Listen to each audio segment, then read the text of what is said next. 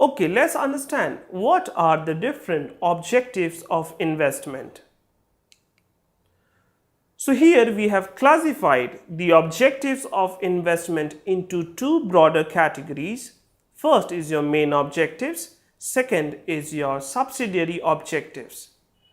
Let's see what are the main objectives. Main objectives of investment is to maximize the return and minimize the risk.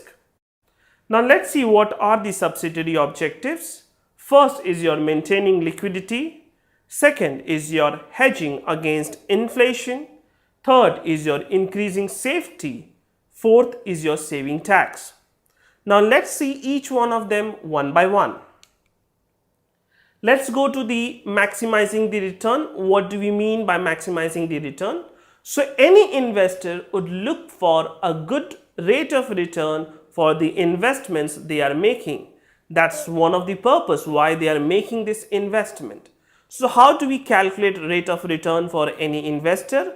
We calculate it by using this formula which says rate of return or return is equal to value at the end of the period minus value of the investment at the beginning of the period plus dividend. That's one kind of income which you invest in securities divided by value at the beginning of the period into 100.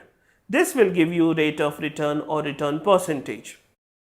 Secondly, we will see minimizing risk.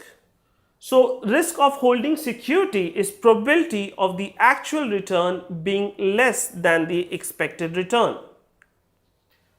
Let's say if your actual return becomes less than your expected return, basically what we are talking about is risk. So investors would like to reduce risk by proper combination of different securities. Let's say if telecom sector is not doing well and I have made some investments into telecom sector, so I can go for a different combination where I can invest into FMCG sector and IT sector along with the telecom sector. So my risk is equally distributed among different sectors. So this is one of the way through which you can reduce your risk.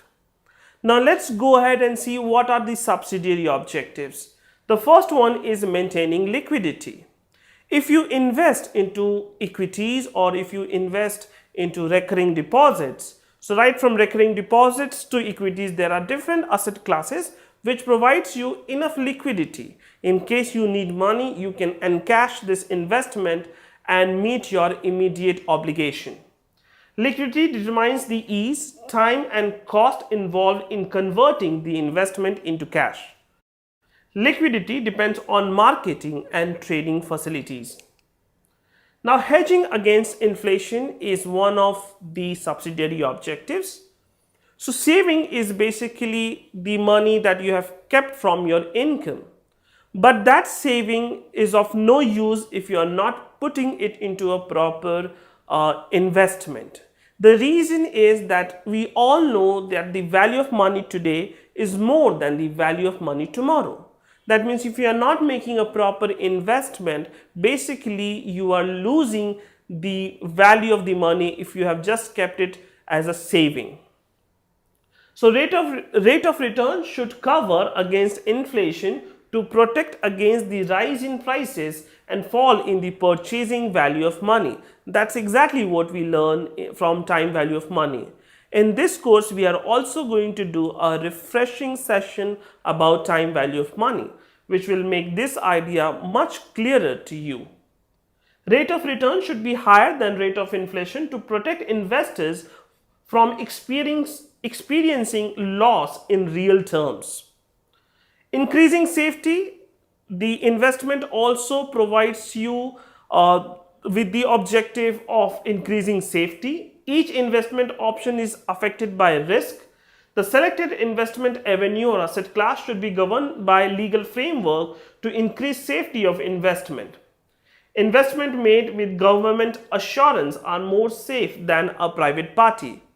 Though we are making the investment even with the private party, government has constituted certain bodies which gives us the assurance that our investment is safe against any kind of fraud or corruption. For example, we have got AMFI for mutual funds, that's the government body which looks after the mutual fund investments. We also have SEBI for secondary market or stock exchanges, which is basically Security and Exchange Board of India. So these are the government bodies which basically looks after your investment against fraud or against corruption kind of risk. Saving tax. Now there are certain investment avenues which provides you with the bonus of tax saving. This actually boosts your saving and hence boosts your investment. For example, we have certain mutual funds which can be considered under tax deduction from the income tax department, or there are certain insurance products which comes under saving tax schemes initiated by the government.